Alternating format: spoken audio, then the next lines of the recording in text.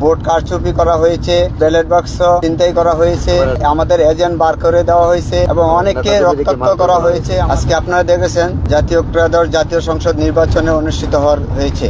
ওই অবস্থায় আমাদের বড়শালগড়, ইসুফপুর, রসুলপুর, সুবিল, মাসিগারা ইউনিয়নগুলোতে আমাদের অনিয়ম হয়েছে, ভোট কারচুপি করা হয়েছে, ব্যালট বাক্স ছিনতাই করা হয়েছে, আমাদের এজেন্ট বার করে দেওয়া হয়েছে এবং অনেককে রক্তাক্ত করা হয়েছে। আমাদের নেতাকর্মী যারা কেন্দ্রে যাইতো তাদেরকে আহত করা হয়েছে, বাড়ি বাড়িতে হুমকি দেওয়া হয়েছে এবং টাকা দিয়া ভোট কিনছে, সারাদিন টাকা দিয়ে তারা ভোট কিনছে। এখন লাস্ট পর্যায়ে এসে তারা নিজেরা ভোট কাটতেছে এবং ভোট কাস্ট করতেছে।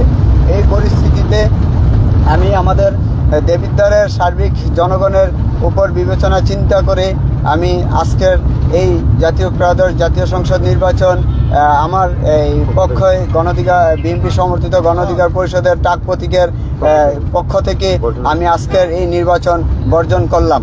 প্রশাসন আমাদেরকে হেল্প করে নাই, প্রশাসন তাদেরকে বারবার ফোন দেওয়ার পরও আমাদের বিভিন্ন কেন্দ্রে ওরা যায় নাই, প্রশাসন আমাদেরকে কোনো রকমের সহযোগিতা করে নাই, তারা বিভিন্ন অজুহাত দেখাচ্ছে।